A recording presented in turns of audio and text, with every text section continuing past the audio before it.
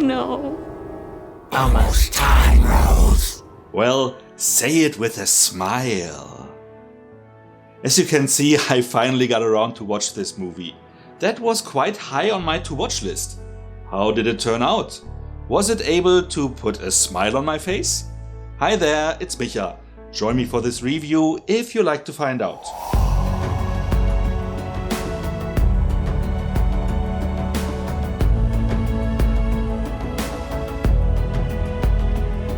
Rose is a therapist at a psychiatric ward where she is assigned a patient who is traumatized by a recent experience. A professor at her school bludgeoned himself to death with a hammer. She was interviewed as the only witness. A hammer? When she meets Laura, she finds her hiding in a corner, but the woman soon shares what is troubling her, aware of the fact that her story sounds crazy, resulting in no one believing her so far. I'm seeing something. Something no one else can see except for me. What is it you're seeing? It looks like people. It looks like different people. Sometimes it pretends to be someone that I know. Sometimes it's a random stranger. But that is not all, because we all know the title of this movie. It's smiling at me. But not a friendly smile. It's the worst smile I've ever seen in my life. Laura then apparently sees it in Rose's face and has a panic attack. While Rose calls for help, Laura appears behind her, sporting that very smile she previously described, and then slits her own throat with a petrified Rose watching her suicide. Soon after, Rose starts to see strange things herself, like a shape resembling Laura sitting somewhere in the dark, or standing outside of the clinic staring up at her, and other patients smiling at her. How you feeling today? From there, things escalate rapidly, and as she is the only one able to see these things, her reactions quickly alienate everyone around her.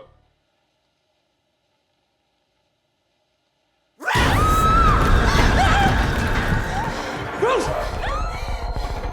Rose! The only one willing to believe or at least help her is Joel, Rose's ex-boyfriend, who happens to be a cop. Come on in.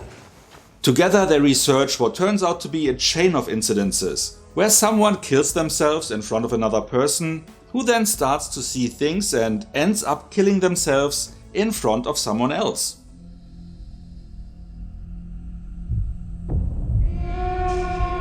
So far, no one has survived longer than a week, and Rose is already 4 days in.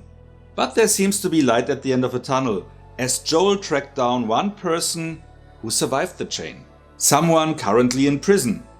Pretending to be the therapist of the new victim in the chain, the man is willing to talk to Rose. Your patient is going to die unless she kills someone. She has to make sure there's a witness for it to pass to, because this thing needs trauma to spread. What will she do? How will her story end?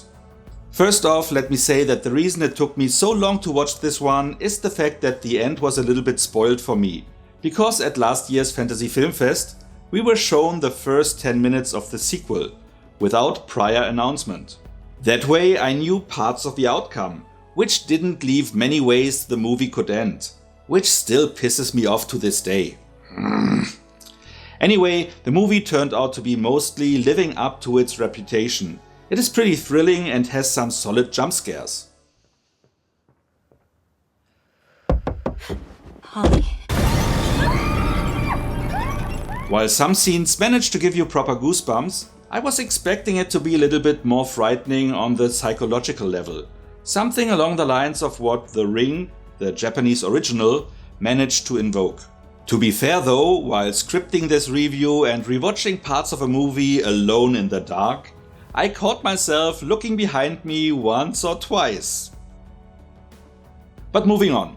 Technical aspects were convincing throughout, and the two leads, Sosie Bacon, who I just realized is the daughter of Kevin Bacon and Kyra Sedgwick, and Carl Gellner, delivered strong performances. There were also less people smiling that creepy smile at Rose than I expected, but I was not disappointed with the overall movie. There were some things, of course, I wish they would have done differently. First off, we have the trope of her partner not even entertaining the idea that what she experiences is true. In real life, if you love someone, wouldn't you give them the benefit of a doubt? Or at least act supportive? Which she did a bit, but only in the deleted scenes. Then you have writer-director Parker Finn's attempt of getting ahead of his horror audience, who will try to figure out the ending, which could only go into a handful of directions. So he presents 3 different outcomes, with one being the real ending, one turning out to be a hallucination, and one a dream. Yes, a dream, the oldest trope in the book. He meant well, and the hallucination was a good fit, as there were many more in this movie because they are a big part of the victim's horror trip. But a dream? That didn't feel clever as intended, but a bit lazy instead. And speaking of hallucinations, early on Rose's cat vanishes and later turns up dead in the worst possible place. What'd you get, sweetheart? How was that possible? The movie establishes that only the victim can see the entity, but until it takes over, it has no physical form. So how could the cat die and end up in the kid's present? Only Rose could have done it, but then there should have been a hallucination where she killed something else instead. That didn't make any sense.